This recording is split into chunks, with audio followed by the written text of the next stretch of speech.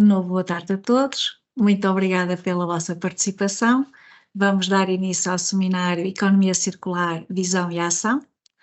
Como sabemos, o conceito de economia circular começa a fazer parte do dia a dia das nossas empresas, com o objetivo, sobretudo, de reduzir o impacto ambiental da produção e dos produtos, através da utilização eficiente dos recursos do nosso planeta e da seleção de materiais com menor impacto ambiental de per si, com menor pegada ambiental. A aplicação prática do conceito de economia circular resulta em novas oportunidades e modelos de negócio, mas também se reveste de desafios importantes. Estas temáticas vão ser exploradas pela nossa oradora, a Inês dos Santos Costa, especialista em sustentabilidade e economia circular. A Inês foi investigadora do Instituto Superior Técnico, também neste enquadramento esteve a trabalhar e relacionada com o setor de calçado, é doutorada em Engenharia do Ambiente, foi consultora e adjunta do Ministro do Ambiente e recentemente regressou à consultoria, onde é diretora da área de sustentabilidade e clima. É um prazer ter hoje a Inês connosco. Este seminário, este webinário, enquadra-se no ciclo de webinários promovidos pelo Biofuels for All, projeto que é um projeto PRR integrado, que visa potenciar a transição do nosso cluster para a economia circular e para a bioeconomia sustentável, e hoje vamos ter aqui um seminário, certamente, um webinário muito interessante, patrocinado, promovido pela Inês. Muito obrigada, teremos cerca de 1 hora de conteúdos e de explicações e de direções e de ensinamentos muito interessantes, e durante o mesmo poderão, no botão que tem PIR, perguntas e respostas, ir colocando as vossas questões. Muito obrigada. Palavra à Inês. Até já. Muito obrigada, Maria José, e obrigada ao CTCP outra vez pelo amável convite para estar aqui e poder partilhar com vocês aqui um bocadinho do tema da economia circular, que eu acho que é um tema que, ao contrário do seminário da semana passada, ao contrário não, em complementaridade ao seminário da semana passada, de facto, aborda uma vertente que possivelmente terá o interesse captura o interesse das empresas do ponto de vista das oportunidades que ainda podem ser agarradas pelo setor, não só como diferenciação do próprio tecido empresarial nacional, mas também do ponto de vista do nosso próprio produto e do nosso próprio modelo de negócio no contexto do setor do calçado. Portanto, eu espero que já estejam a ver a apresentação. Estamos. Não? Muito bem. Perfeito. Então, nós vamos passar por 3 partes nesta apresentação, que eu vou tentar manter dentro da hora estipulada, visto que eu tenho tendência a entusiasmar-me com este tópico. Portanto, Maria José, por favor, está completamente à vontade para me avisar quando faltar pouco tempo. Mas, portanto, esta apresentação vai passar por estas 3 fases. Portanto, primeiro vamos explicar porque é que nós precisamos de uma economia circular. Depois vamos falar especificamente em que é que ela se concretiza, o que é que significa economia circular e como é que ela se aplica na prática do dia-a-dia das organizações. E depois vamos falar do como, ou seja, como é que nós podemos aplicar este conceito nos modelos de negócio, no desenvolvimento de produto, e vamos dar uma pequena vamos dar um pequeno foco sobre o que é que se passa no setor do calçado, com alguns exemplos e também projetos super interessantes que estão neste momento a acontecer em Portugal. Ok? Portanto, vamos começar pelo início. Porquê é que faz sentido, então, uma economia circular? Bom, nós sabemos que todo o nosso desenvolvimento económico assenta, sobretudo, nestas 4 ações. Ou seja, tudo o que nós desenvolvemos, partilhamos, construímos, todos os produtos que nós vendemos, não é, e que consumimos, estão no final de uma cadeia que é essencialmente linear. Ou seja, que nós estiramos recursos do meio ambiente, portanto, seja minerais, biomassa, e outros tipos de materiais, fazemos com eles esses produtos, portanto, fazemos esses produtos, neste caso, no setor do calçado, fazemos o par de sapatos, que depois nós utilizamos e depois, quando chega ao final de vida útil, deitamos fora e aqui, neste caso, eu até, em jeito de provocação, coloco já a palavra perdemos-los, perdemos esses materiais, ok? E isto é o que nós chamamos, é a base do que se chama, por norma, uma economia linear. E foi essa economia linear que nos deu muita coisa. E isso vocês podem ver do vosso lado esquerdo do ecrã. Ou seja, deu-nos realmente condições de vida, melhoria das condições de vida, melhoria do PIB, dos investimentos das próprias empresas, do crescimento da própria população, mas também trouxe com essa evolução, não é? Trouxe-nos o outro lado da moeda, que está do nosso lado direito. Ou seja, as consequências desta linearidade traduzem-se em emissões de gases de efeito de estufa, em depleção de vários recursos naturais, como seja, por exemplo, o número de espécies no oceano, a perda de solo arável, a perda de biodiversidade, de área florestal. Portanto, é preciso compreender que esta economia linear, apesar de nos ter dado muito, em termos sociais e económicos, também nos tirou alguma coisa. Coisas que muitas vezes nós não soubemos valorizar em termos de moeda e, portanto, daí o desafio com que nós encontramos hoje, em que talvez o seu expoente máximo seja, de facto, as alterações climáticas e os impactos que nós já hoje sentimos nessa matéria. Como eu vos falei da semana passada, esta evolução não é, e aqui faltava uma imagem, esta evolução não é propriamente desconhecida dos economistas e além dos cientistas, obviamente, não é desconhecida de maneira nenhuma, mas também não é desconhecida propriamente da área económica. A verdade é que já há muitos anos atrás, nos anos 1970, houve um grupo de economistas e de cientistas, engenheiros, que desenvolveu alguns modelos de previsão de evolução da economia a nível global, em termos de população, em termos de produção de riqueza, mas também em termos de poluição, de questões alimentares, em que fez esse modelo matemático e mandou correr, como é óbvio. E esse modelo o que nos disse é que, tendo em conta os limites que nós temos no planeta, de que eu vos falei na semana passada, portanto, temos condições estáveis que nos permitem sustentar o nosso modo de vida ao longo do tempo, conforme esses limites são comprometidos, assim nós começamos a ver consequências nestes fatores sociais e económicos, como o modelo vos mostra aqui neste gráfico. Ou seja, entre mais ou menos a década de 2020 e a década de 2040, grosso modo, nós começamos nesse modelo a ver uma declinação do output económico, da população, das condições de vida das pessoas.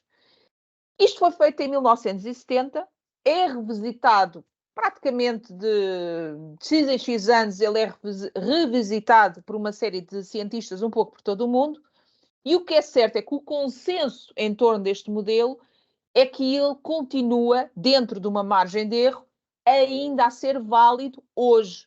Portanto, passado este tempo todo, 50 anos ou 60 anos que se passaram, o modelo continua a ser válido. E ele dá-nos pistas para qual é a década realmente de maior risco para a sociedade global como um todo. E, de facto, esta década onde nós estamos, onde temos os compromissos climáticos, onde temos a necessidade de reduzir consumo de materiais, a questão da gestão da água, são temas que são fundamentais para garantir a sustentabilidade das nossas empresas e das nossas populações no longo prazo. Dito de outra maneira, é um pouco como vocês jogarem uma torre de Jenga, não é? Como vocês veem ali do lado da direita. Eu acho que se vocês têm filhos, de certeza que têm este jogo em casa. O que nós estamos a fazer à nossa economia, digamos assim, é retirar os nossos blocos da base e a colocá-los no topo. O que é certo é que nós sabemos que, à medida que vamos tirando esses blocos, a torre vai ficar mais frágil e, a certa altura, ela colapsa. E, portanto, isso é o que se demonstra aqui neste gráfico. Se nós continuamos na abordagem linear à produção de valor na nossa economia, mais cedo ou mais tarde, tendo em conta que nós temos realmente limites, eles são físicos, mais cedo ou mais tarde, independentemente da inovação tecnológica que possamos ter, e todas essas panaceias, às vezes que são panaceias que se ouvem falar muitas vezes hoje em dia, independentemente disso, há de chegar a um ponto em que a torre acaba por colapsar. E, portanto, isto não vai ser súbito. Nós já estamos a sentir hoje em dia essas consequências, com as secas, com as cheias, com as alterações na biodiversidade, as alterações na poluição. Nós já estamos a sentir os efeitos desse colapso, digamos, em modo quase que retardado, e muito desses aspectos está relacionado com o facto de nós não sabermos valorizar, como eu vos falei há bocadinho, as externalidades, ou seja, os impactos positivos ou negativos, não os conseguimos traduzir em valor moeda, se é assim que vocês quiserem ver, nos nossos produtos, nas nossas organizações. É um pouco como este exemplo que eu vos mostro aqui em baixo. Uma árvore, simplesmente como árvore, não contribui para o PIB de um país ou para as contas de uma empresa. Contribui sim se ela for arrancada, processada e transformada num produto que é vendido. E aí ela já passa a contar para o PIB. E a questão aqui que se põe é, então, mas a árvore não tem valor como árvore? Não nos dá o serviço de criação de oxigênio, remoção de CO2, a sombra e combater o efeito de ilha de calor. Todos esses serviços que uma planta nos dá, não é? Não são contabilizados para efeitos de criação de valor de uma economia a nível nacional. E esta constatação tem que estar também presente dentro das empresas. Não estou a falar, obviamente, para irem medir quantas árvores é que têm na vossa empresa, mas eu penso que serve como uma abordagem interessante para vocês começarem a pensar o que é que vocês podem trazer para dentro das vossas contas que possa ser valorizado também através da vossa organização e através do vosso produto, ok? Além destas questões relacionadas mais físicas, nós temos também uma questão de regulação, é verdade. E aí eu não posso deixar de falar também de algo que nos empurra para a adoção de melhores práticas. Eu falei-vos na semana passada das diretivas relacionadas com o reporte. Esta semana eu vou-vos destacar uma das diretivas que mais impacta para as empresas, e nomeadamente no setor do calçado, que tem a ver com o ecodesign para produtos sustentáveis. É uma regulação, o que significa que ela, quando for adotada, é adotada em toda a União Europeia, portanto não há um passo de adoção por cada Estado-membro, como se fosse uma diretiva, não. É uma regulação e, portanto, ela vai determinar regras para os produtos colocados em mercado europeu, ok? Sejam eles oriundos de mercados nacionais, de países, de Estados-membros ou de fora. E, portanto, esta regulação o que nos diz é basicamente introduz esta noção de impactos ambientais, sobretudo, associados ao produto e trazê-los para dentro da abordagem de valor que o produto representa. E, portanto, aí o que a regulação nos diz até o momento é que serão adotados novos requisitos de design associados a produtos ou categorias de produtos, aplica-se a qualquer bem físico que é colocado no mercado ou num serviço, excluindo os produtos alimentares, os medicinais ou as rações, e estabelece condições para produtos como, por exemplo, os têxteis, os colchões, os pneus ou o calçado. E, portanto, irão existir princípios que têm que ser integrados dentro do desenvolvimento dos produtos e da sua produção, que têm que ser observados de maneira a poderem ser colocados no mercado europeu. E o que é que faz parte dessas ações? Estamos a falar de o que é que fazem em termos de prolongamento de ciclo de vida, da redução da pegada ambiental e do carbono do produto, a prevenção de resíduos, aumentar o conteúdo reciclado nos produtos que são produzidos. Portanto, tudo isto conta para melhorar o produto e a sustentabilidade do produto que é colocado em mercado europeu, ok?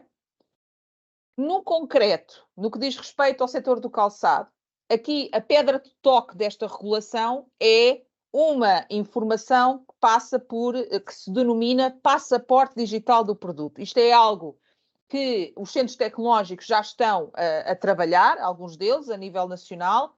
É algo onde muitas empresas estão agora a focar-se, e este passaporte digital do produto concentra na sua base de dados, informação sobre a cadeia de valor associada àquele produto e os impactos associados a essa cadeia de valor, ambientais ou sociais, e transmite informação ao cliente final sobre a reciclabilidade do produto, como é que ele deve ser mantido, a existência, por exemplo, no caso em que isso acontece, de peças de substituição, como é que ele pode ser descartado, ou seja, como é que ele pode ser reciclado.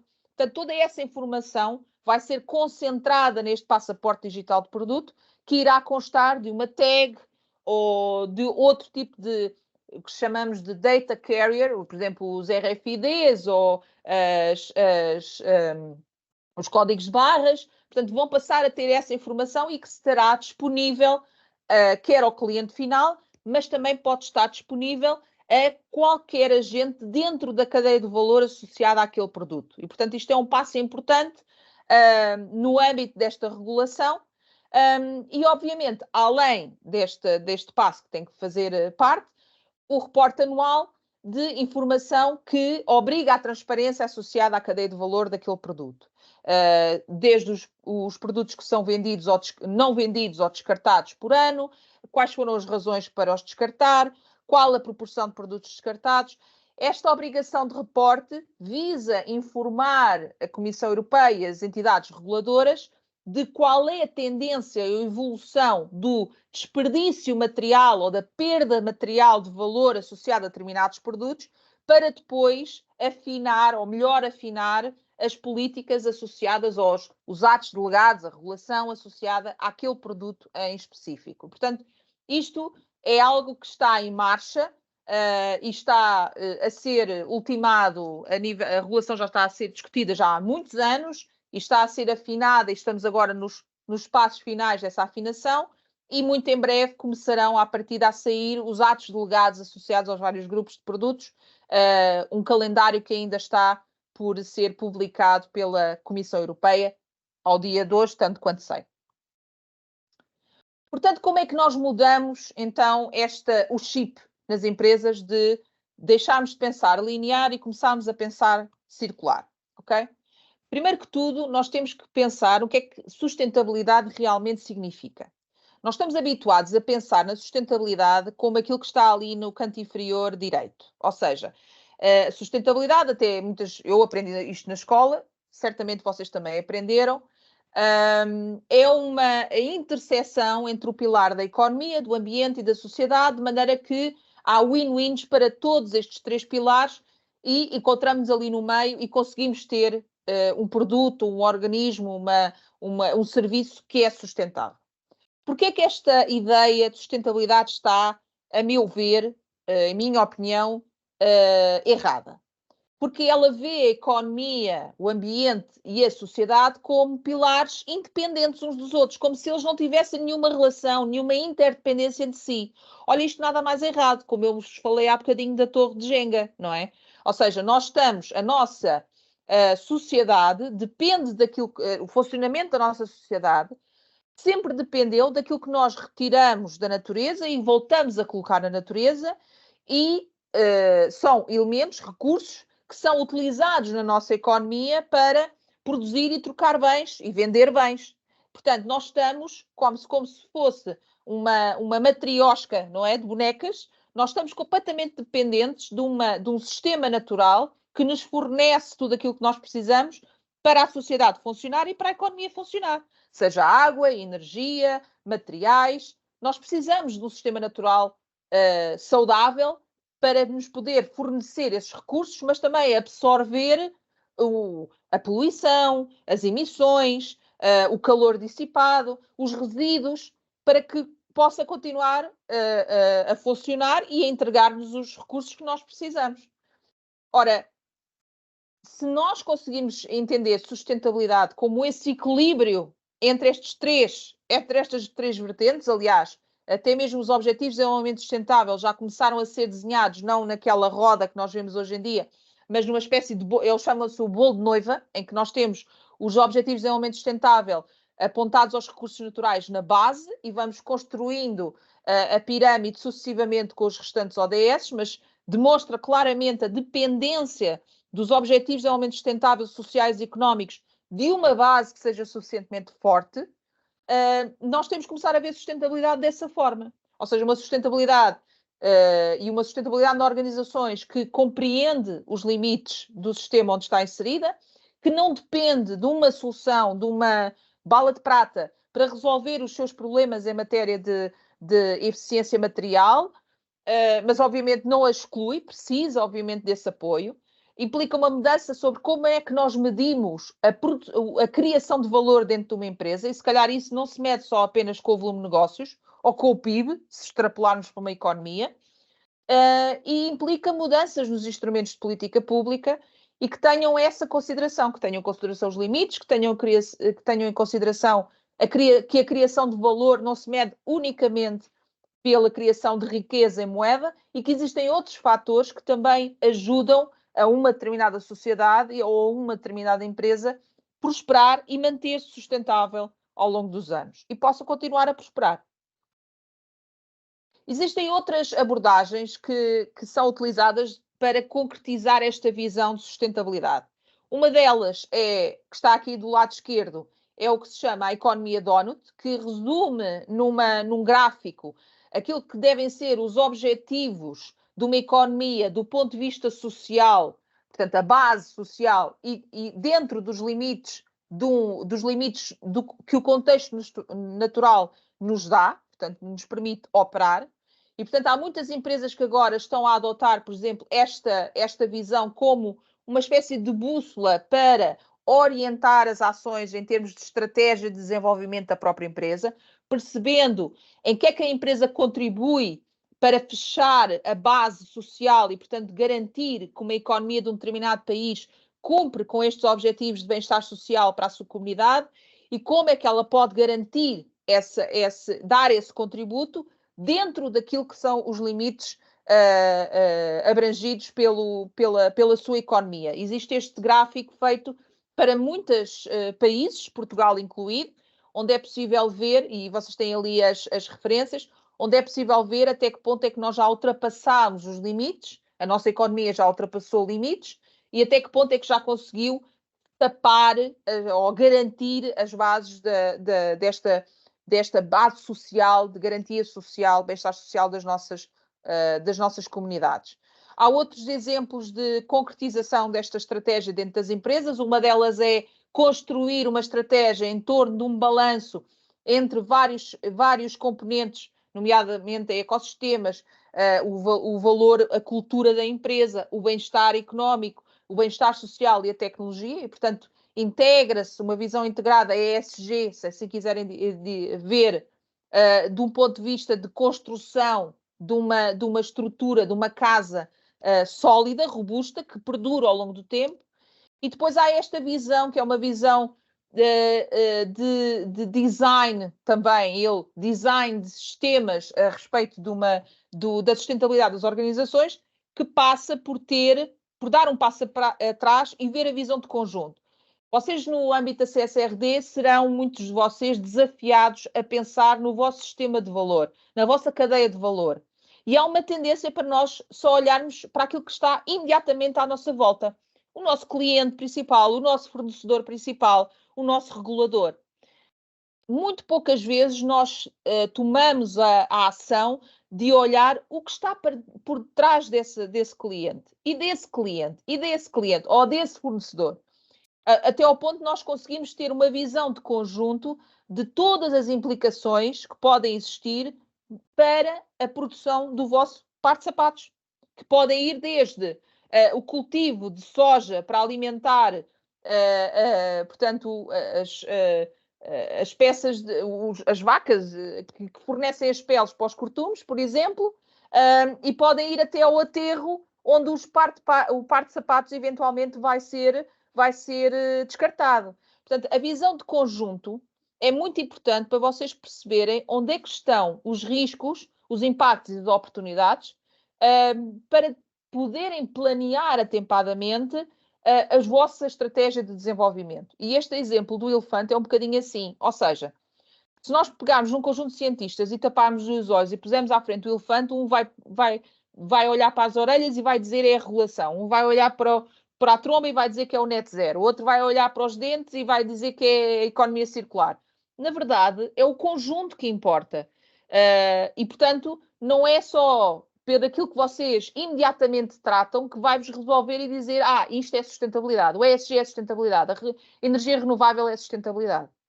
Portanto, isto é importante vocês terem essa visão e treinarem essa visão. Infelizmente, existe muita informação disponível na internet que nos ajuda a treinar esta abordagem e fazer-nos descolar da visão de economia linear associada ao desenvolvimento que hoje em dia nós temos. Outro caso interessante que pode ajudar a perceber melhor, a compreender melhor os sistemas é pensarmos num exemplo. E, ora, não há sistema mais sustentável no nosso planeta que não sejam os ecossistemas. O próprio ecossistema natural são ecossistemas que, em fase de equilíbrio, são dinâmicos, prosperam, nas condições favoráveis prosperam, são equilibrados, auto-equilibram-se, autorregulam-se, e, portanto, se nós procurarmos as propriedades do sistema natural, exemplos ou lições de onde podemos transferir para as nossas empresas e as nossas organizações, é, à partida, um bom ponto de partida para pensarmos a sustentabilidade nas nossas empresas. Utiliza energia renovável, os desperdícios são igual a alimentos, otimiza em vez de maximizar, utiliza materiais seguros, livres de químicos, utiliza recursos que se podem regenerar, funciona com base na partilha de informação, privilegia quem colabora, pensem nas simbioses, é local, é responsável e é, sobretudo, resiliente. Isto são tudo propriedades dos ecossistemas naturais que podem simplesmente ser adotados, esta visão ser adotada para dentro da estratégia da organização de uma empresa e, obviamente, que nesse aspecto a economia circular tem aqui o papel, de facto.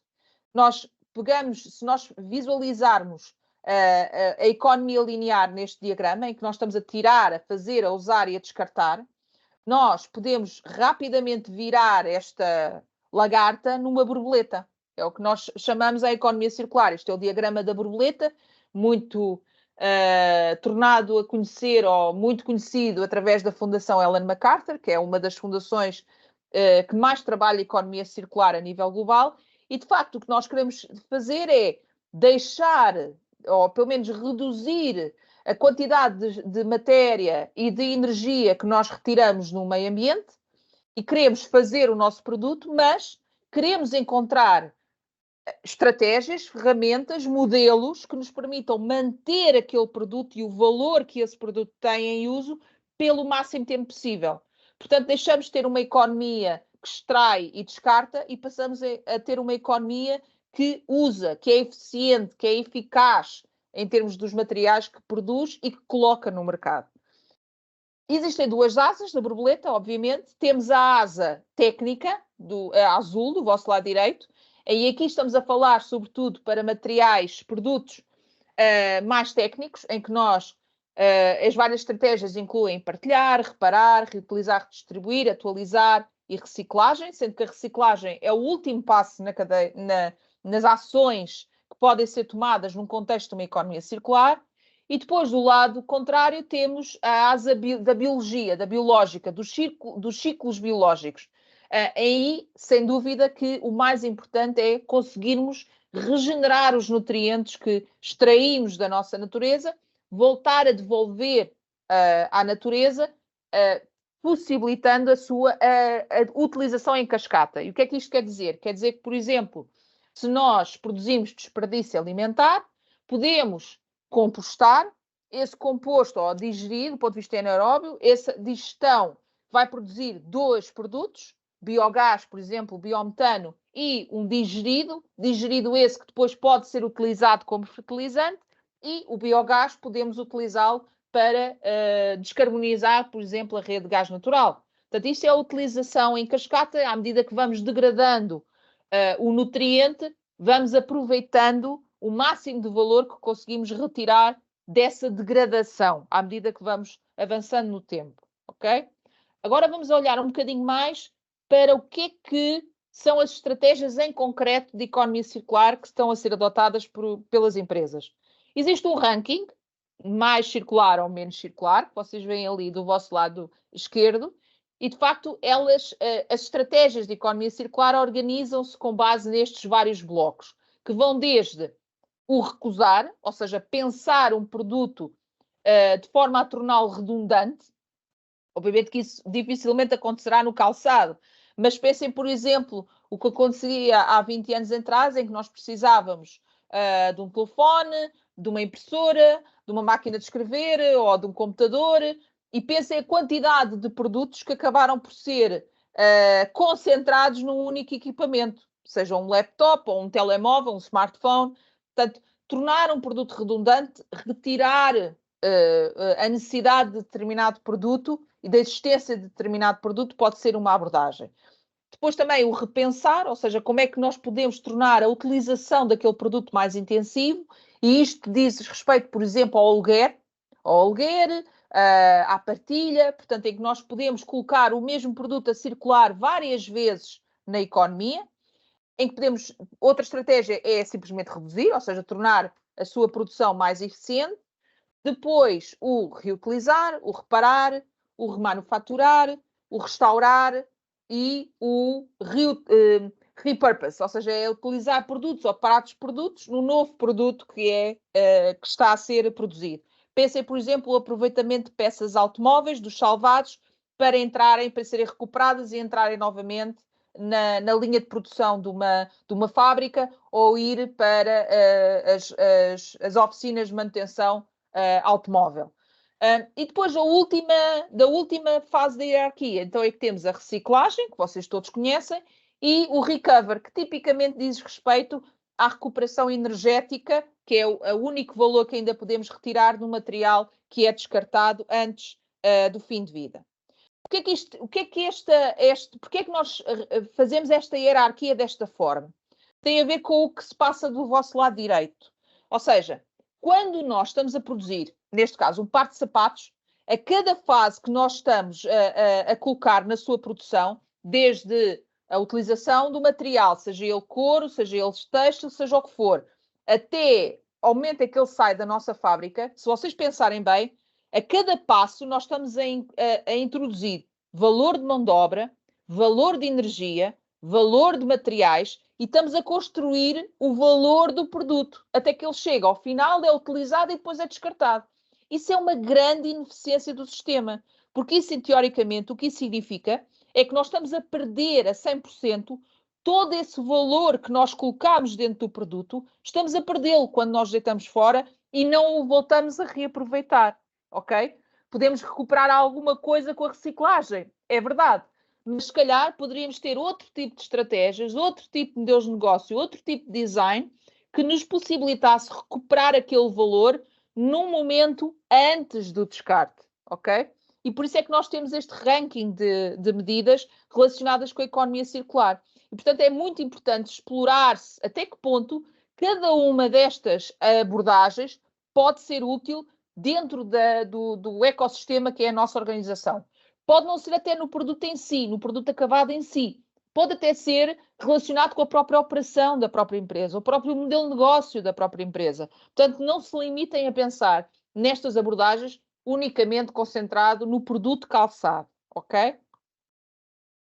E isto não é novidade, nós antigamente já sabíamos fazer isto, portanto, não estamos a inventar a roda. E eu trago este exemplo só por curiosidade, para vos mostrar como é que, por exemplo, a Volkswagen abordava o assunto há 60 anos atrás, ok? Se vocês pensarem, o Volkswagen Beetle, o carocha, que nós hoje que conhecemos muito bem, faz parte do nosso imaginário, era vendido pela Volkswagen. O ponto de venda associado à Volkswagen era o facto de ele ser fácil de manutenção. Eles próprios brincavam, diziam que o mecânico era o melhor vendedor de um carro como o carocha. O design era imutável ao longo do tempo, o que significa que qualquer peça de qualquer carocha poderia ser utilizado para reparar um carro. E, portanto, havia orgulho, posso dizê-lo assim, de ter um carro com um design que era tão fácil de reparar, fácil de remanufaturar e de manter. E, portanto, isto não é propriamente estranho ao nosso modelo económico, digamos assim. Já houve momentos em que fizemos disto o nosso valor acrescentado associado ao nosso produto, ok? Hoje em dia, o que se passa é que existem outras abordagens da economia circular que também estão a ser testadas por diferentes empresas em diferentes níveis. Obviamente, vocês viram ali o Carocha, o VW, mas temos, por exemplo, a Mercedes a tentar ir pelo mesmo caminho, como vocês veem ali em baixo. Temos empresas como a Patagónia que inovaram no conceito de não compre os nossos casacos. É uma campanha que ficou muito conhecida no meio relacionado com as iniciativas de economia circular da própria Patagónia. Temos exemplos de marcas nacionais que também estão a dar passos nesse sentido, a Skizo é uma delas. Temos outras oportunidades de negócio, por exemplo, na área das proteínas, as novas fontes de proteína, as proteínas de inseto, que utilizam subprodutos e que fazem aquela cascata de valorização que vocês viram há pouco e ativam-na de maneira a gerar valor no seu negócio. Temos, por exemplo, empresas como a Signify que vendem luz em vez de lâmpadas, ou seja, neste caso um aeroporto de Schiphol, o aeroporto contrata a Signify para fornecer determinado número de lumens, é assim que é medida a luz que é disponibilizada nos aeroportos, e, portanto, o aeroporto não tem que se preocupar absolutamente com nada no que diz respeito a lâmpadas, luminárias, manutenção. Tudo isso está incluído dentro do serviço que é providenciado e o contrato está associado ao número de lumens que é disponibilizado no aeroporto, ok? Como é que está o panorama a nível global no que diz respeito à circularidade? Não está famoso. É certo que as iniciativas em economia circular têm vindo a aumentar, isso é um facto. O problema é que nós não estamos a conseguir desvincular essa progressão da progressão que tem sido muito mais rápida da extração de materiais e de geração de poluição e geração de resíduos. Portanto, apesar de a economia circular ser cada vez mais entendida a nível global como uma peça fundamental se queremos garantir a sustentabilidade das nossas organizações e das nossas economias, o que é certo é que a quantidade de peso da economia linear que ainda se exerce sobre as economias a nível global completamente esmaga os benefícios que nós temos conseguido alcançar com medidas de economia circular. É razão para nós desistirmos? Não creio. Porque eu acho que mais cedo ou mais tarde, como eu vos falei há pouco, nós vamos bater naqueles limites a certo ponto e vamos ter que encontrar inovações para conseguir dar a volta e, obviamente, no conceito de economia circular existem muitas pistas sobre como é que nós podemos realmente abordar a questão. E para conseguirmos abordar essa questão, há dois aspectos essenciais que também dizem respeito às empresas. Existem muitas barreiras à economia circular, como é óbvio. A gente estamos aqui a falar de várias iniciativas, de várias ferramentas, mas existem fatores que são críticos para o sucesso ou insucesso de uma determinada ação. Existem dois fatores críticos em particular. Um é o mercado tornar-se cada vez mais receptivo a estas soluções e pagar por estas soluções, e felizmente isso tem vindo a acontecer, e a minha intuição é que vai acelerar. Quando nós falamos dos ratings ESG e do report da CSRD, o tema da economia circular é um dos temas abordados no contexto do report e, portanto, isso vai ser valorizado por acionistas, clientes, compradores e pela banca. E outro aspecto é o aspecto cultural. São as duas barreiras mais importantes na adoção de iniciativas circulares. E o cultural diz respeito não só à educação interna das empresas e daquele componente que eu vos falava há pouco de saber valorizar o vosso impacto positivo e saber contabilizar também o negativo e tentar diminuí-lo dentro das vossas contas, ok?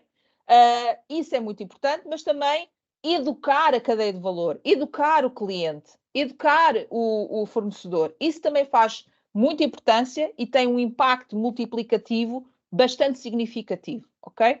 O que vocês veem ali do lado direito é apenas um exemplo de como a adoção de práticas circulares em apenas 4 setores industriais na União Europeia poderia fazer decrescer em 56% o peso das emissões de gases de efeito de estufa desses setores em particular. Portanto, há aqui uma oportunidade grande em termos de, não só em termos de emissões, mas também em termos de criação de valor e de regeneração do contexto natural.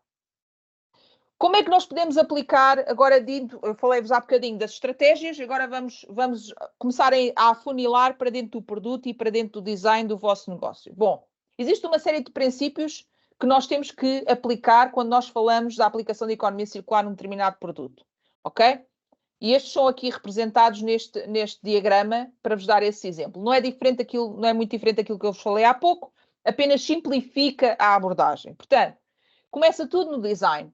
Obviamente, o design do produto é essencial. 80% do impacto ambiental de um determinado produto está associado, fica em lock-in, é preso no momento em que nós decidimos o design do produto e que materiais é que ele vai conter. E, portanto, temos que ter medidas de maneira a tentar minimizar ou usar menos o uso de materiais e energia, usando, obviamente, a eficiência é pedra de toque para muitas empresas, mas também temos que começar a pensar ao nível da eficácia com que nós usamos aquele material e da suficiência daquele material num contexto mais global da economia onde aquele produto é colocado, junto do cliente, ok? Depois temos que pensar em como é que nós fazemos prolongar por mais tempo a utilização daquele produto, ok? E depois perceber como é que nós podemos realmente gerir aquele ciclo de vida. E o ideal é que nós consigamos fechar este loop, ou seja, em que nós conseguimos ter estratégias, medidas, serviços que possibilitam garantir que aquele produto é utilizado no máximo valor possível, do qual nós conseguimos retirar valor para a nossa empresa, mas garantir que aqueles materiais possam voltar para nós, possam ser novamente processados e desenvolvidos novos produtos a partir daqueles materiais. E, portanto, se nós pensarmos nesta abordagem, 360, nós conseguimos começar a pensar como é que podemos influenciar o desenvolvimento do produto. E, portanto, nós não estamos a falar mais do que inverter aquela pirâmide que nós conhecemos bem, que é da hierarquia dos resíduos, e voltá-lo ao contrário, não é? Começar por desmaterializar, por reparar, por reutilizar, por remanufaturar e reciclar. É aquilo que eu falei há pouco. E existem oportunidades aí. Eu trago aqui alguns exemplos para vocês perceberem a oportunidade em termos de negócio associada a estas abordagens. Se vocês pensarem que o smartphone vale 1000 euros, mas que depois a mesma empresa pode revendê-lo e ainda faz, em cima desses 1000 euros, faz entre 100 a 500 euros. Depois ainda pode recuperá-lo e ainda pode vender os componentes, que dependendo do componente pode-lhe render até 40 ou 80 euros. E depois ainda pode recuperar esses componentes e vender os materiais. Portanto, são 4 estádios de valor ao longo do ciclo de vida de um determinado produto que podem ser recuperados por uma empresa. Neste caso, uma empresa que vende telemóveis, não é? No outro lado, vocês têm exemplos, aquilo que eu já vos falei, portanto, a Philips que vende lumens, não é? Ou a Energy Co em Portugal que vende água quente a 35 graus, por exemplo. Isto é interessante, é uma empresa que fornece água quente a 25 graus, ou seja, por exemplo, pensem nas piscinas, caldeiras, portanto, ela fornece o equipamento, é contratualizado que durante 30 dias por mês é fornecida água quente a 35 graus, existem desvios a esses 35 graus que são penalizados no contrato e, portanto, há aqui uma garantia do lado do cliente que ele tem exatamente aquilo que ele precisa, água quente a 35 graus, e a empresa é completamente responsável pela manutenção do equipamento, o controlo, tudo mais associado àquele equipamento e a pessoa que é dona da piscina não precisa de comprar a caldeira, como é óbvio, não é? Temos, por exemplo, a Fairphone e a Nokia, no caso dos smartphones, com modelos completamente reparáveis e reutilizáveis. Temos a Renault, por exemplo, que inovou na área da economia circular, começou apenas com a recuperação de componentes e materiais e agora já tem um modelo de negócio avaliado em mais de 500 milhões de euros ano só no âmbito da remanufatura. Isto é feito entre as linhas de produção da Renault e a linha de produção da Dacia, que vocês conhecem certamente. Portanto, há sem dúvida aqui oportunidades que podem e devem ser exploradas pelas empresas nacionais no que à economia circular diz respeito. E o calçado não é exceção. Existem algumas estratégias que podem ser usadas também para forçar as empresas a pensar um bocadinho sobre como é que podem abordar a economia circular dentro da sua estratégia. E existe uma abordagem conhecida que vocês podem procurar na internet, que é o chamado 10 tipos de inovação, em que vocês fazem uma matriz que aborda as várias fases da produção de valor associado a uma empresa, que vai desde a monetização, o network, a estrutura, o produto, o serviço, o canal e a marca e o envolvimento com o cliente, e depois fazem esta matriz contra as várias estratégias de economia circular que vocês querem avaliar e começam a preencher a matriz percebendo qual é a forma de, neste pilar em particular da minha empresa ou da minha estratégia de negócio, como é que eu posso ativar esta estratégia de economia circular. Portanto, é uma abordagem bastante simples, não muito complicada, só se torna mais complicada à medida que vocês vão adicionando linhas às hipóteses de estratégia de economia circular na vossa empresa, mas já ajuda a pensar um bocadinho mais de quais são as oportunidades que eu posso explorar e depois explorá-las devidamente, uma a uma, aquelas que saem com maior peso ou maior preponderância entre os vossos trabalhadores, as vossas direções, e isto já pode dar assim pistas mais concretas sobre como operacionalizar a economia circular dentro da vossa empresa. Outra ferramenta interessante é as ferramentas dadas pelo projeto como o Circo Hub Portugal. Foi um projeto que o Fundamental apoiou e com o IAPMEI e com o LNEG, em que fomos ajudar PMEs e microempresas a desenhar as suas estratégias de design na economia circular. E, portanto, ele segue basicamente esta receita, digamos assim, de identificar o produto ou situação de referência, onde é que o valor está a ser destruído, e aí é que nós vamos identificar oportunidades, qual é a ambição que nós queremos ter, como é que é o modelo de negócio que vai permitir sustentar essa abordagem, aplicar as estratégias de design e preparar a implementação e fazer um pitch. Portanto, isto é algo muito preparado para a ideação e criação de valor associado a determinado negócio. O que eu vos posso dizer deste programa é que foi um programa que teve bastante sucesso. Mais de metade das empresas conseguiram chegar ao fim com uma ideia em concreto e foram implementá-la, ok? E está no mercado. Portanto, há aqui claramente vantagens muito interessantes de aplicar esta metodologia, que está disponível online, de aplicar esta metodologia na criação de produtos e serviços enquadrados no contexto da economia circular. Por acaso não sei se estava lá alguma empresa de calçado, mas se houver aqui alguém que estivesse inserido neste programa, faz favor de levantar a mão e dizer.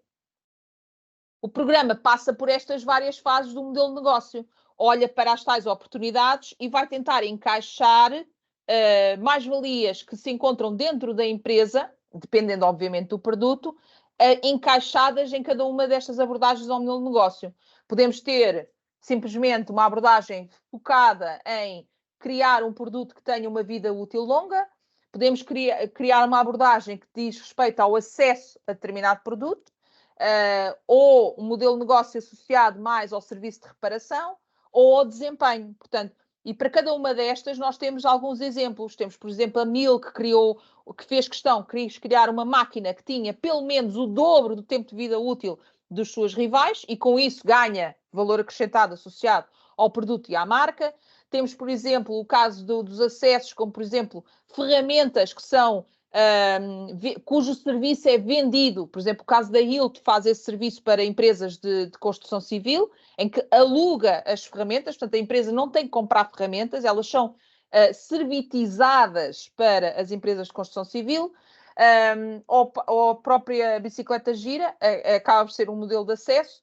Serviços de reparação, e neste caso vocês têm ali os serviços de reparação de calçado, são muito importantes, eu utilizo-os frequentemente, diga-se de passagem.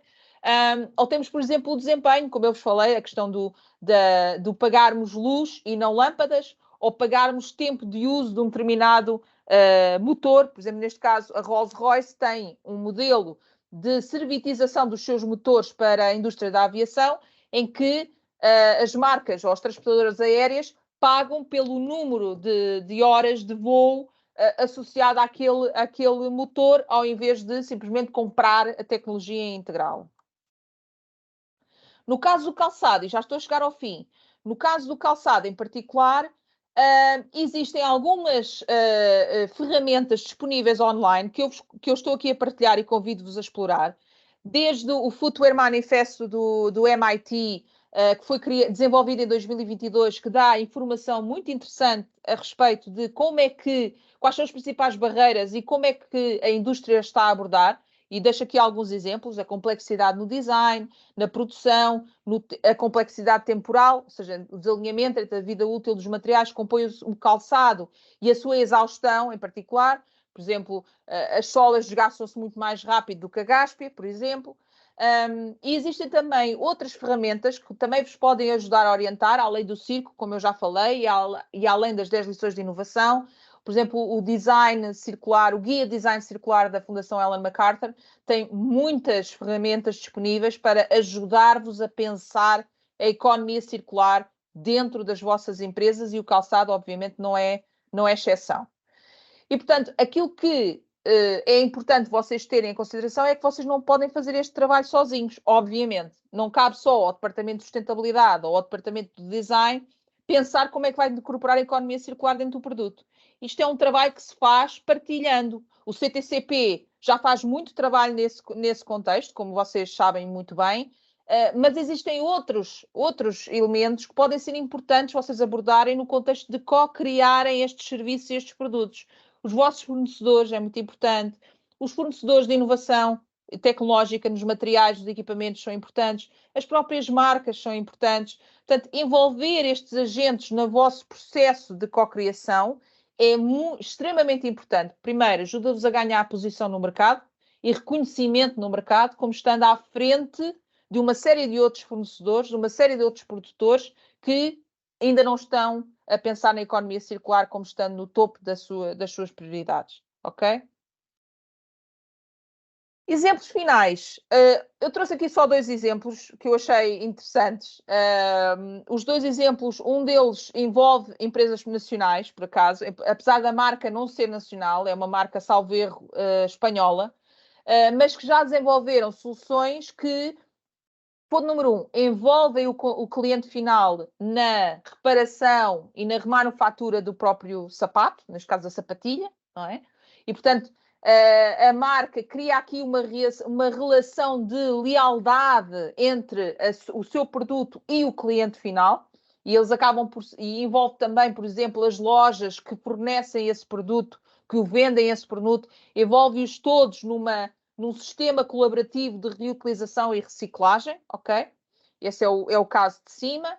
O caso de baixo foi um caso muito interessante. É uma marca de luxo italiana que desenvolveu um produto em que reconverteu completamente o seu modelo de produção para adotar a visão de circularidade em todo o seu sistema produtivo. E, portanto, o que eles fazem são coleções limitadas de sapatos, de calçado, a partir de materiais recuperados, e são materiais muito específicos. São pneus, telas de velas, tecidos de chapéu de sol, tecidos de cadeiras de praia, gangas e tudo mais. E com isso conseguiu-se afirmar no campo do design italiano de calçado, e inclusive foi finalista do Green Product Award no ano passado, e inclusivamente já está a dar os passos no Digital Product Passport, em que já inclui informação sobre o produto e da sua cadeia de valor e impacto via um microchip que está instalado na alma do sapato. E, portanto, o cliente pode saber e aceder a informação sobre a produção daquele par de sapatos em tempo real, bastante por isso aceder à informação que é disponibilizada pelo DPP. Finalmente, e para fechar, BioShoes for All é aquilo que também enquadra, é o grande chapéu desta apresentação sobre economia circular, e o que eu queria vos deixar aqui é alguma mensagem relacionada com este projeto em particular, e se vocês estão envolvidos no projeto, primeiro de mais, parabéns, estão na linha da frente, na minha perspectiva. A ideia é tentarem alavancar aquilo que são os pilares, alguns dos pilares associados a este projeto, para pensarem um bocadinho mais à frente. Obviamente que há aqui objetivos a cumprir, mas, por exemplo, se vocês olharem no caso do BioShoes for All, se olharem para o segundo e para o terceiro pilares, em que nós falamos especificamente de ecodesign e pegada ambiental do produto, de soluções para regenerar e valorizar os resíduos associados a esta cadeia de valor em concreto, nós estamos a focar numa pequena parte do design de produto.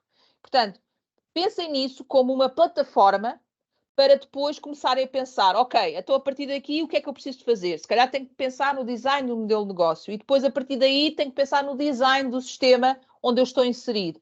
Se vocês conseguirem articular e usarem este tipo de projetos não como algo que começa, tem um meio e acaba e depois a partir daí eu não faço mais nada ou faço muito pouco, pensem em utilizar os resultados e o envolvimento destes projetos para começarem já a pensar no que é que vem a seguir. O que é que eu posso fazer no meu modelo de negócio para melhorar ainda mais ou valorizar ainda mais os resultados do meu envolvimento em projetos como este. Essa ligação é muito importante e fundamental para vocês garantirem a criação de valor, sustentabilidade no longo prazo e estarem na linha da frente no que diz respeito à economia circular na economia nacional. E pronto, é isto, com ligeiro atraso, 6 minutos, mas acho que estou dentro do tempo, certo, Maria José? Está perfeito, obrigada, obrigada, é mesmo excelente, obrigada, está muito dentro do prazo. E temos já aqui algumas questões e também uma resposta a uma questão que a Inês colocou, que foi a participação de empresas de calçado no circo, para confirmar que de facto tivemos empresas a Eu bem participar. que sabia, eu bem que sabia. Exatamente, confirma-se essa participação da empresa de calçado e também da empresa de materiais, numa Boa. perspectiva de simbiose, precisamente, de resíduos da produção da empresa de calçado a serem valorizadas para a produção de novos componentes, que a empresa de calçado depois voltou a absorver isto num ciclo contínuo. Na perspectiva, naquele caso, de resíduos de produção, que agora até já evoluiu para resíduos de produtos de calçado pós-consumo. Portanto, Pronto. estamos aqui Estamos alinhados então. estamos Pronto. alinhados, Isso é exatamente. ótimo, ainda bem, fico contente. Perfeito. Agora, a primeira questão que temos tem a ver com, em termos de comunicação, quando pretendemos comunicar que uma sola ou um calçado tem determinada percentagem, mais 50% ou mais 70% de material reciclado, que cuidados, perguntou a nossa ouvinte, cuidados devemos ter para comprovar que assim é? Há alguma obrigação de comprovação? A empresa pode fazer esta afirmação sem ter cuidados? Portanto, é muito em torno deste tópico, a Pronto. comprovação e os claims. É uma pergunta super pertinente, porque calha dentro daquilo que nós, do lado da regulação, uma preocupação que existe e que está a ser convertida também numa lei que se chama de combate ao greenwashing, ou seja, que é o chamado Green Claims Directive. O que esta diretiva diz é que um produto não pode ser, um produto que queira utilizar determinadas alegações ambientais, é net zero, zero carbono, 100% reciclável, etc., tem que ter informação publicada, disponibilizada, que permite comprovar que de facto assim é. Como é que um produtor pode comprovar essa alegação? Obviamente que há informação de base que tem que ter, não é? Da garantia da proveniência e de quem lhe fornece tem que dar essa informação, mas também uma das questões que está a surgir no âmbito deste regulamento é a adoção das organizações de práticas de análise de ciclo de vida associada ao seu produto, ou seja, produzir um exercício de análise de ciclo de vida ou de pegada ambiental, para a qual existem metodologias publicadas, inclusive a Comissão Europeia tem uma metodologia publicada para aferir qual é a pegada ambiental de determinado produto e, portanto, seguir essa metodologia e certificá-la, pronto, por meios de certificação normais, admito que o ISQ e outros possam fazer esse tipo de validação. Desde que tenha essa informação e seja publicada e esteja disponibilizada de maneira transparente e acessível ao cliente intermédio ao final, à partida isso irá permitir que a pessoa coloque o produto no mercado fazendo essas alegações. Pronto. Obviamente que há aqui pormenores específicos associados à própria diretiva que agora podem estar a escapar, mas esse é um passo importante para poder garantir que a pessoa não é apanhada na curva, não é? Porque o que se pode acontecer em contraponto e aquilo que está a ser discutido, e obviamente não falo para casos como este, mas há casos mais graves, sinceramente, mas, por exemplo, se nós pensarmos no dever de diligência da cadeia de valor, se for comprovado, por exemplo, que um determinado cliente ou um determinado produtor comprou ou adquiriu determinados materiais a um fornecedor que não tem práticas, as melhores práticas em termos sociais ou de condições laborais dos seus colaboradores, pode ser acionada penalizações sobre esse cliente, sobre esse comprador, desse material. Simplesmente pelo facto de não ter feito a devida diligência sobre a quem é que estava a comprar o material, se realmente essa pessoa, ou esse produtor, esse fornecedor, cumpria com as regras mínimas associadas às condições de trabalho, condições ambientais e tudo mais. Portanto, isto é o caminho que se está a tomar. Como eu disse na semana passada, é um caminho que surge, e isto para a vossa informação, ele surge já depois de muitos anos e muita discussão a falarmos sobre mecanismos voluntários, as empresas aderirem, de se fazer o esforço. Portanto, a regulação e os limites e as penalizações tipicamente só surgem depois de um caminho muito longo em que se tentou primeiro dialogar, fazer a iminência ou fazer o diálogo com as empresas, de chamar protocolos, acordos, o que seja, até a um ponto em que realmente não dá para ser de outra maneira, e surge então a regulação e surge então este tipo de exigências. Mas pronto, de facto, eu acho que respondi à pergunta. Obrigada pela resposta super completa, e eu aproveitava, uma vez que referiu a questão da análise de ciclo de vida, de se fazer análise de ciclo dos produtos baseados na ferramenta da pegada ambiental do produto ou na metodologia de pegada ambiental do produto da União Europeia, para dizer que nós, aqui no Centro Tecnológico Calçado, aplicamos esta abordagem. Portanto, as empresas que nos estejam a ouvir podem contar aqui com este apoio para se verificar. Claro, para fazer essa verificação. Para essa verificação e também para modular, portanto, para suportar o desenvolvimento dos produtos. Podemos, à medida que se vai incorporando material reciclado, a pegada ambiental do produto diminui. Por exemplo, uma sola que tenha 50% de material reciclado não é exatamente 50% da pegada ambiental, mas é uma redução muito substancial e próxima desta ordem de grandeza. E, portanto, a empresa depois também pode, no calçado, verificar essa redução em relação. Agora, surgiu aqui uma outra pequena provocação, diria, mas uma vez que estávamos aqui no âmbito informal, vou partilhar o que foi refletido, que é, a Inês mencionou da importância de manter nos automóveis, reparar, manufaturar, manter, e no calçado também estamos a apostar para que seja um produto o mais durável possível, mais reparável. Há aqui as questões da higiene e, portanto, será aqui também algo ainda em estudo, mas no caso do automóvel, perguntou o nosso participante, que a União Europeia neste momento está-se a preparar, ou fala-se de legislação para abater os veículos mais antigos. Então, como é que isto se conjuga? E nesses veículos mais antigos, pronto, abatidos, vamos ter que fazer um novo produto.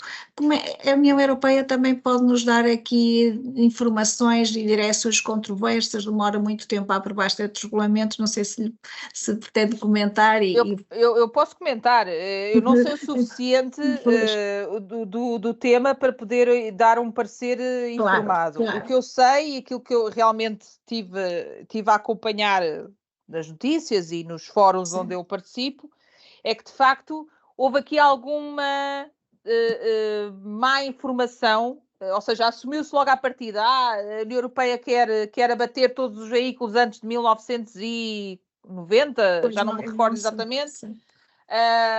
Mas depois veio, entretanto, foi emitida uma nota de clarificação a dizer não é bem isso, vocês estão a pôr o carro à frente dos bois, digamos assim. No que diz respeito à questão da manutenção e da economia circular e da pergunta, que é pertinente, obviamente, existe uma grande discussão em torno de veículo a combustão versus veículo elétrico, o que é que pesa, o que é que não pesa. Bom, primeiro é preciso ver todo o ciclo de vida do automóvel, ok?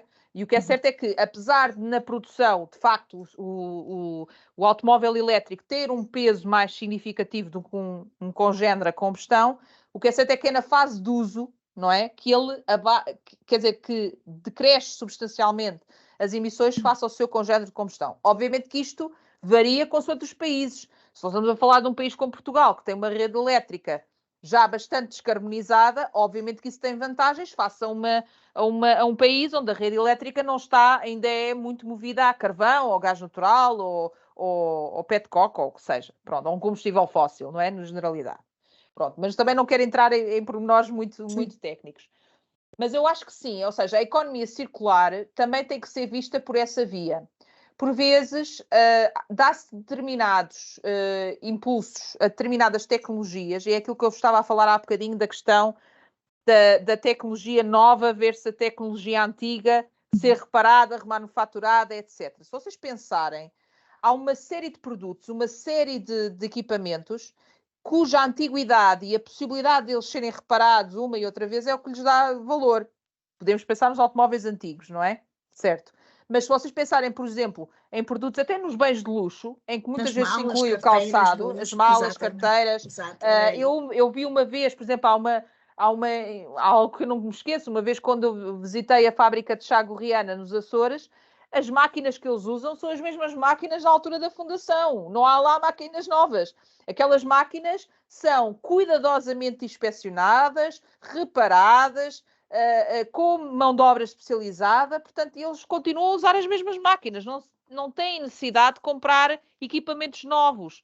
O problema está quando nós temos, por exemplo, e isto é uma das questões que eu falei no campo dos instrumentos de política pública, por exemplo, é quando nós temos instrumentos de política pública que nos empurram a descartar, ou seja, que nos forçam quase a descartar e a comprar novo.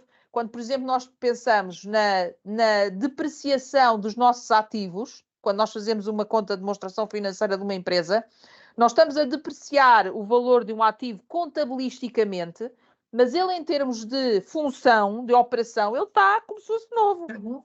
Exato. Portanto, às vezes nós fazemos temos instrumentos que funcionam contra aquilo que é a realidade do ponto de vista operacional ou o impacto do ponto de vista ambiental. Daí que é muito importante nós contarmos com esses aspectos quando nós fazemos, de facto, a avaliação sobre determinado produto. Eu quero assentar o meu modelo de negócio no número de itens que vendo ou no valor que acrescento e com que vendo o meu produto. Porque aí está a diferenciação em termos da marca ou do posicionamento da empresa no contexto do setor. Ok? Portanto, acho que há aqui um caminho a fazer, que tem que ser um caminho informado, bem medido, e daí o que o CTCP está a fazer em termos de avaliação de ciclo de vida, pegada ambiental, é muito importante, porque é a informação que nos vai permitir tomar a melhor decisão, ok? E também aí nós temos que fazer algumas mudanças, nomeadamente ao nível dos instrumentos de política pública, aí eu concordo plenamente. Tem que haver outro tipo de fatores que entrem em jogo quando nós decidimos avaliar se determinado automóvel, equipamento ou o que seja, pode continuar a ser utilizado ou não. A eficiência tem determinados limites, não é? E, portanto, não pode ser a justificação simplesmente que é novo versus já não é velho. E, portanto, é preciso fazer esse caminho e esse raciocínio. Sim. Obrigada, Inês. E agora temos aqui uma última pergunta que é: estamos a promover a economia circular, o nosso cluster quer, apesar de ser um cluster exportador, é também um cluster que quer dar um contributo para a economia circular do calçado do nosso país, mas precisamos de envolver o consumidor, precisamos de promover o consumo cada vez mais responsável, mas também de depois mobilizar o consumidor para esta circularidade. E de políticas públicas que estimulem quer esse envolvimento, quer depois a gestão desses produtos de calçado em fim de vida. Dada a sua experiência nesta matéria e todos os pensamentos que tem, o que é que poderia aqui, digamos, sugerir ou como nos deve, com aquilo nos podemos movimentar e alavancar nestas áreas, quer de consumidor, quer de possíveis políticas públicas de apoio à economia circular dos produtos do cluster do calçado, tanto calçado e marquinaria. Eu acho que há aqui um caminho, sem dúvida, que tem que ser feito e há muitas pessoas que não têm consciência das vantagens associadas a determinadas ações que se podem enquadrar dentro de um contexto de economia circular. Eu vou-vos dar um exemplo muito pessoal. Como eu vos falei há bocado, eu sou fã da reparação de calçado. O meu avô era sapateiro, já não parece o Pedro Nuno, mas não é. O meu avô era, posso-vos dizer, sou ser muito transparente, o meu avô trabalhou na Carris durante muitos anos e depois, quando se reformou, decidiu fazer alguns pescados. E ele tinha conhecimentos na área da reparação de calçado, então fez uma pequena oficina lá em casa onde ele reparava calçado. Portanto, eu sou fã e sou adepta da reparação. Ele é que, quando eu era miúda, era ele que arranjava os meus sapatos e eu, sempre que posso, tento perpetuar essa prática. E o que é certo é que eu compro muitas vezes, porque eu sou uma pessoa que infelizmente, calço um número bastante grande. Eu calço 42. Portanto, é difícil arranjar sapatos de senhora de 42. Portanto, quando eu os encontro, raras vezes, compro, tento ter atenção à qualidade, como é que ele é feito, onde é que ele foi feito. Mas o que é certo é que a maioria do calçado está disponível, muitas vezes não tem essa qualidade. E embora eu tente muitas vezes, senhores produtores, muitas vezes comprar design português e calçado português, só vai até ao 41. É muito difícil encontrar 42. E há cada vez mais pessoas altas como a Inês, portanto temos que nos dar. Eu quero muito, mas é difícil encontrar. Pronto, depois deste pedido e deste apelo. Quando eu encontro, às vezes não é de facto bem construído, não está bem construído, apesar de ser muito bonito, ter o design, etc., mas não está bem construído. E eu realmente faço questão de o reparar e pago por isso. Às vezes até pago mais do que o sapato custou. Claro. É uma realidade. Mas eu gosto do calçado, tenho apelo ao afeto pessoal, porque gosto do design, gosto da maneira como ele assenta no pé e, portanto, vou procurar repará-lo. Não tenho esse ímpeto de deitar fora e agora vou comprar um novo. Não tenho. Obviamente que eu falo por mim, mas porque se calhar eu tenho já essa aprendizagem de vida, não é? Agora falta passar esta aprendizagem para as outras pessoas. Felizmente eu vejo que há uma mudança clara nos hábitos de consumo, clara. Todos os relatórios apontam para essa mudança. E isso é algo que está cada vez mais a chegar junto das empresas no sentido de fazê-las empurrar a modificações no âmbito do produto e do serviço que elas prestam. Portanto, isso é claro. Agora, está da nossa parte, também do lado dos produtores, ok?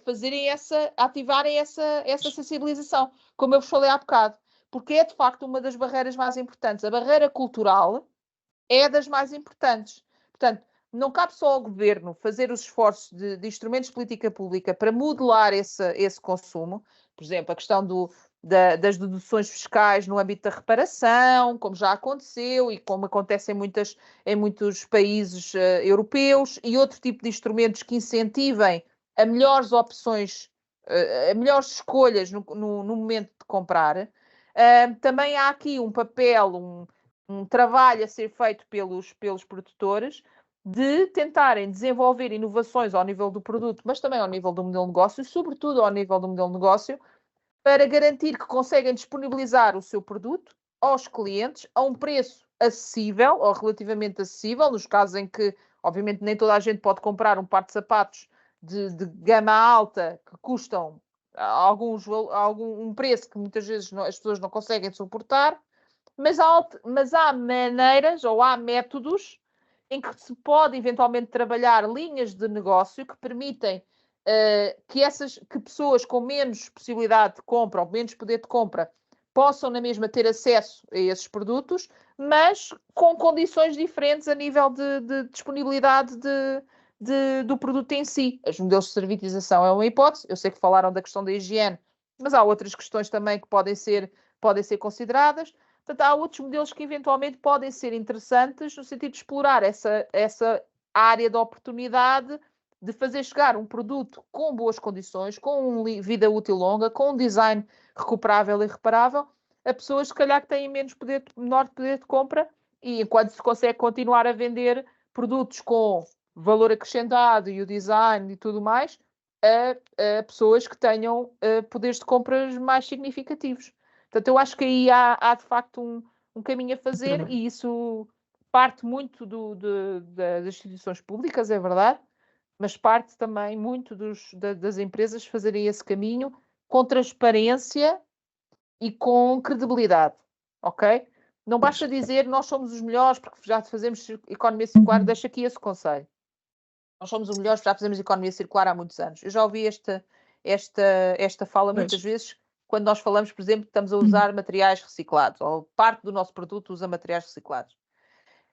É importante nós, ponto número 1, reconhecer as nossas falhas e as nossas virtudes.